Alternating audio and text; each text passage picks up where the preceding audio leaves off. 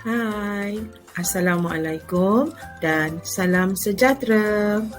Hari ini, cikgu akan ajar tentang tajuk unit 7 iaitu tenaga. Jom kita tengok. Apakah maksud tenaga? Tenaga ialah keupayaan melakukan kerja. Maknanya, jika kita ingin melakukan sesuatu kerja, kita memerlukan tenaga.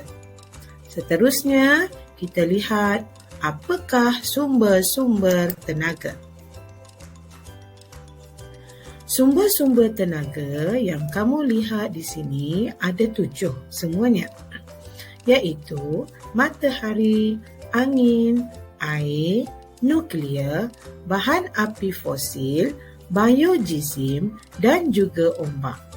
Kesemua sumber tenaga ini adalah yang memberikan dan boleh menjana tenaga elektrik.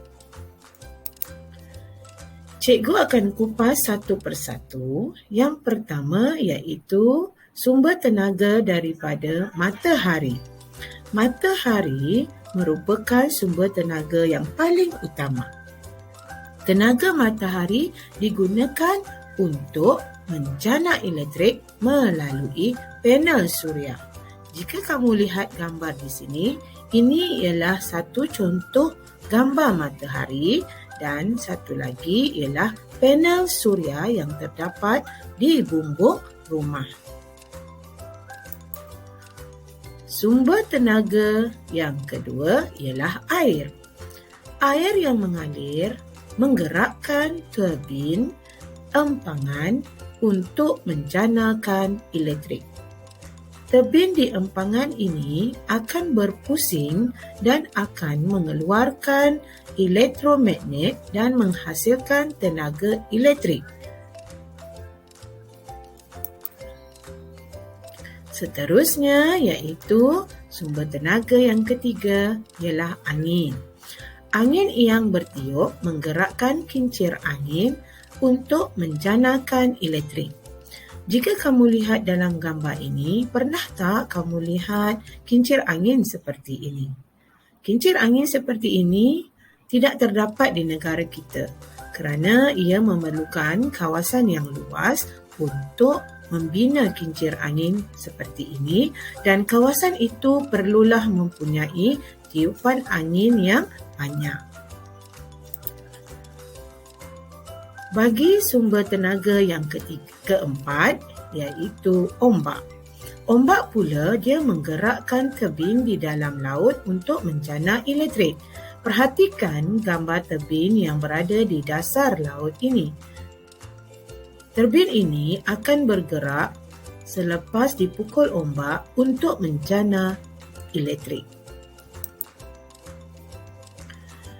Sumber tenaga yang ketiga ialah biojisim. Biojisim ialah bahan daripada tumbuh-tumbuhan atau tinja. Tahu tak tinja? Pernah kan belajar tentang bahan kumuh manusia? Tinja ini ialah najis yang digunakan untuk menghasilkan bahan api dan menjanakan elektrik. Kayu-kayu dan sisa sampah tanaman daripada sisa tanaman dan juga tinja ini boleh digunakan untuk menjana tenaga elektrik. Sumber tenaga yang keenam iaitu bahan api fosil. Bahan api fosil seperti petroleum, gas asli dan arang batu dibakar untuk menjanakan elektrik. Petroleum digunakan di dalam kenderaan iaitu diesel dan juga petrol. Gas asli digunakan di dalam tong gas untuk memasak oleh ibu-ibu kamu di dapur. Dan arang batu digunakan untuk menghasilkan tenaga steam bagi kereta api. Ya. Jadi ketiga-tiga ini boleh menjana elektrik. Seterusnya kita lihat nuklear. Yang ketujuh ialah nuklear.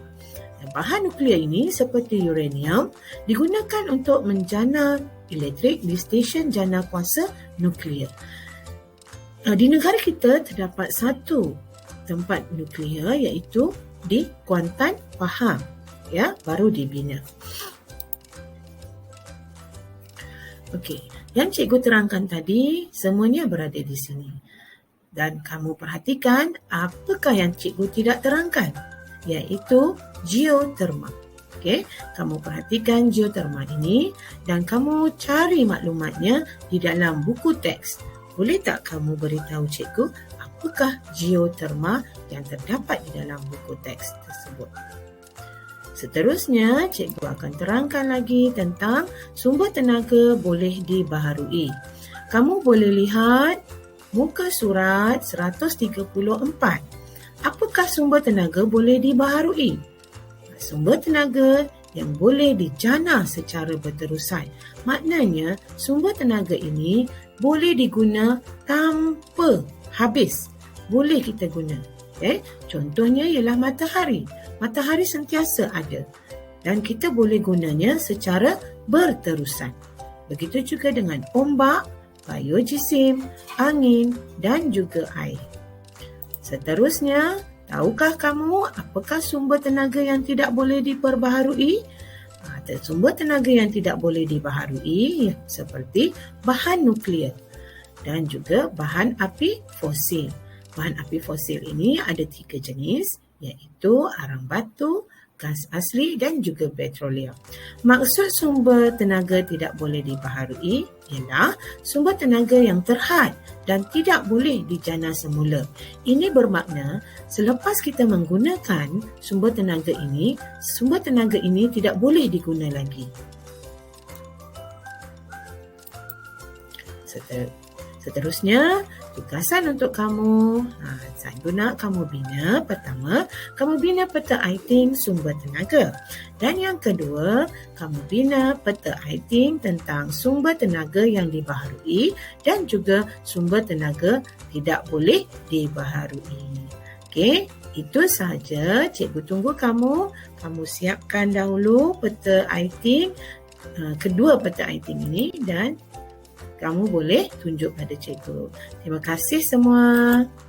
Assalamualaikum dan salam sejahtera.